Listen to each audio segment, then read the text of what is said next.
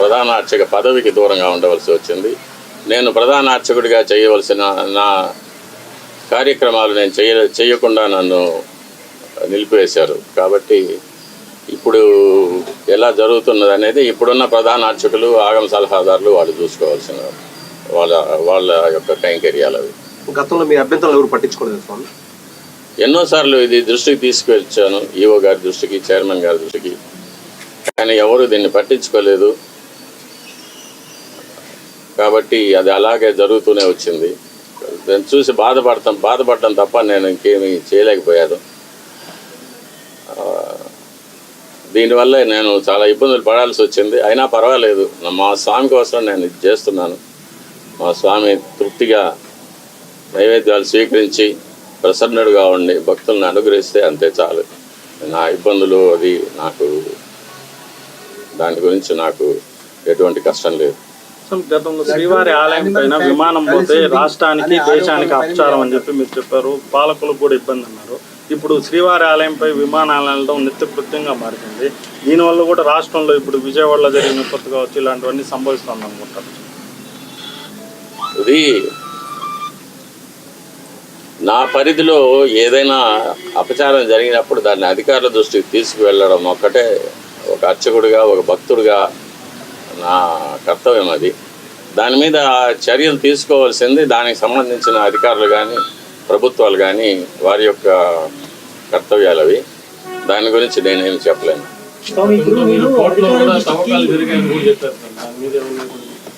కోర్టులో సమాచారం లేకుండానే తవ్వకాలు జరిగాయని చెప్పారు.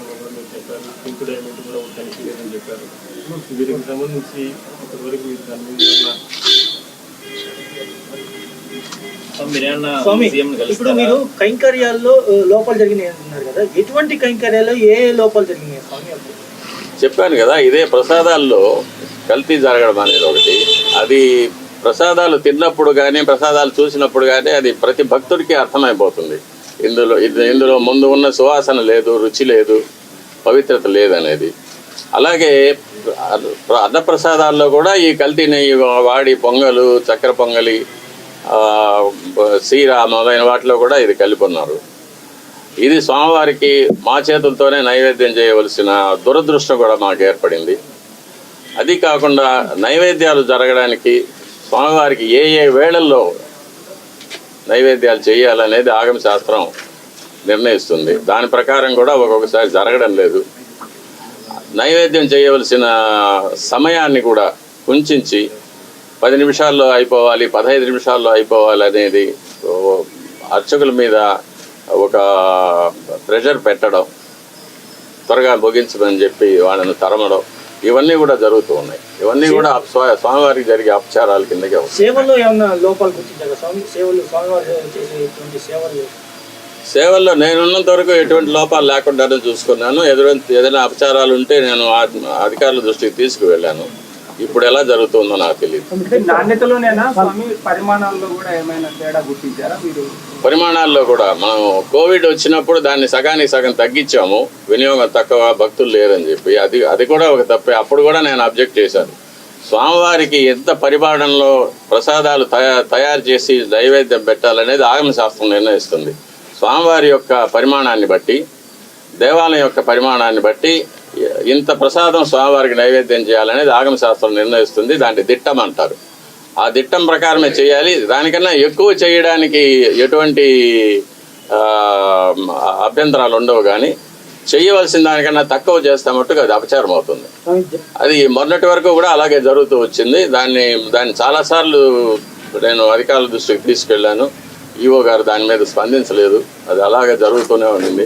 ఇప్పుడు ప్రభుత్వం స్పందించి స్వామివారికి ప్రసాదాలు అనేకంగా తయారు చేసి, నాకు తెలిసినంత వరకు మేము కైంకర్యం చేసేటప్పుడు గరుడ సేవ నాడు బంగారు వాకిలి వరకు సుమారుగా ఒక 100 గంగాళాలు ప్రసాదం నైవేద్యం పెట్టేవాళ్ళం.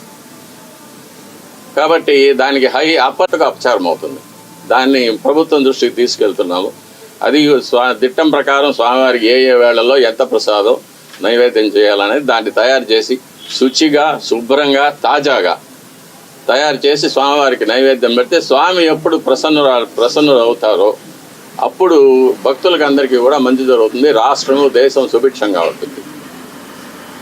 ఎట్లాగైతే సూర్యుడు తన కిరణాలతో నీటిని ఆవిరిగా తీసుకొని ఇక వర్షంగా మనకి ఇస్తాడు, అలాగే మనం నైవేద్యం పెట్టే ప్రసాదాల నుంచి సారాన్ని భగవంతుడు గ్రహించి మనకు అనుగ్రహంగా వరాలుగా ఇస్తారని చెప్పేది ఆగమ శాస్త్రంలో చెప్పబడిన సమాచారం అది. కాబట్టి మనం పూర్తి నమ్మకంతో భగవంతుడు అక్కడ ఏం చేసి ఉన్నారు, ఆయనకు మనం భక్తితో నైవేద్యం పెడుతున్నాము, ఇది మన అదృష్టమని తలుచుకుంటూ స్వామివారికి మనం నైవేద్యం పెట్టినప్పుడు స్వామివారు తప్పకుండా స్వీకరిస్తారు. స్వామివారు ఎప్పుడు ప్రసన్నం అవుతారో మనకందరికీ కూడా మంచి జరుగుతుంది, రాష్ట్రం సుభిక్షంగా ఉంటుంది. ఇటువంటి అవాంతరాలు, అతివృష్టి, అనావృష్టి, కరువు, కాటకాలు, యుద్ధ భయం, చోర భయం, రోగ భయం ఇవన్నీ లేకుండా దేశం క్షేమంగా ఉంటుంది. అంటే పదార్థాల్లో కూడా ఏమైనా తగ్గినాయా? మార్పు చేశారు స్వామివారికి సమర్పించిన నైవేద్యాలు, కైంకర్యాల సమయంలో? అదే దిట్టం తగ్గించారు. ఆర్గానిక్ ఫుడ్ సంబంధించి వచ్చింది స్వామి. ఆర్గానిక్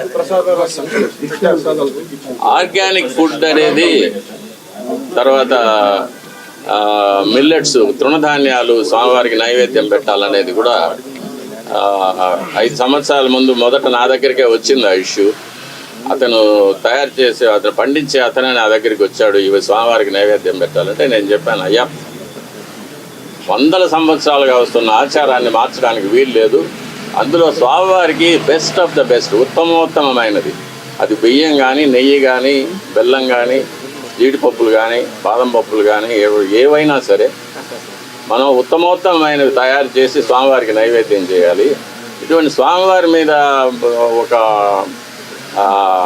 ఎక్స్పెరిమెంట్ చేయడము, స్వామివారికి తృణధాన్యాలు నైవేద్యం పెట్టడము, స్వామివారికి ఆర్గానిక్ ఫుడ్ నైవేద్యం పెట్టడం అనేది శాస్త్రం ఒప్పుకోదు. ఇది అందుకే ఆచార పరమో ధర్మ అన్నారు. ఆచారం ఎలా వస్తూ ఉందో దాన్ని మనం కాపాడి దాని ప్రకారమే మనం నడుచుకోవాలి. కాబట్టి ఈ మార్పుకు నేను ఒప్పుకోనని చెప్పాను అప్పుడే. ఇప్పుడు పెట్టుకున్నారు అది కూడా మార్చాలి. అది కూడా మార్చి ముందు ఎలా జరుగుతుండదో, 5 ఏళ్ల ముందు ఎలా జరుగుతుండదో అలాగే ఆ పద్ధతికే తీసుకురావాలి. అంటే ఇప్పుడు లడ్డుకు ఆ నెయ్యి వాడారు, స్వామివారి అన్నప్రసాదం కూడా అదే నెయ్యి వాడారా? అదే నెయ్యేవాడు. స్వామి ఒక నిమిషం, ఇప్పుడే సీఎం గారిని కలుస్తారా? అంటే గతంలో మీరు స్వామికి సంబంధించి పోరాటాలు చేశారు, ఇబ్బందులు పడ్డారు, మీరే చెప్తున్నారు. ముఖ్యమంత్రి గారిని కలిసి, ఎందుకంటే ఆయనకు మీకు గతంలో మంచి సంబంధాలు ఉన్నాయి, మీరు కలిసి ఎప్పుడైనా సరే జరిగిన పరిస్థితులు, జరుగుతున్న పరిణామాలు, లేదంటే మీరు అధికారులకు ఏదైనా సరే ఫీడ్బ్యాక్ ఇవ్వడం, మీరు ఎట్లా చేయబోతున్నారు, ఏంటి ఈ పోరాటం? తప్పకుండా నేను ఇప్పటి అధికారులు కలిశాను, ఈఓ గారిని, అడిషనల్ ఈఓ గారిని కలిసి చెప్పాను, నాకు 50 ఏళ్ళ అనుభవం ఉంది, నేను వంశపారంపర్య అర్చకుడిని, నేను మా తండ్రి గారు, తాతగారు కైంకర్యాలు చేసినప్పటి నుంచి చూస్తూ వచ్చాను. నాకు ఏది చేయొచ్చు, ఏది చేయకూడదు, ఎంతవరకు చేయొచ్చు అనేది నాకు బాగా అనుభవం ఉంది.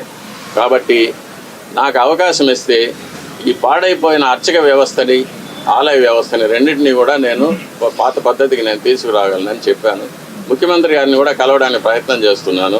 ముఖ్యమంత్రి గారిని కూడా కలిసి నేను ముందుగా వారు ప్రభుత్వానికి రావడానికి శుభాకాంక్షలు చెప్పిన తర్వాత, ఇలా ఆలయంలో ఇలా జరిగింది 5 ఏళ్ళుగా, ఇటువంటి అంటే కొన్ని విషయాలు ఎవరికి తెలియదు కూడా, అటువంటి విషయాలు, కొన్ని అపచారాలు జరిగినవన్నీ కూడా చెప్పి వీటిని సరిదిద్దడానికి నాకు ఒక అవకాశం ఇవ్వాల్సిందని చెప్పి రిక్వెస్ట్ చేస్తాను. తప్పకుండా ముఖ్యమంత్రి గారు దీన్ని పరిశీలిస్తారనే నమ్మకం నాకుంది.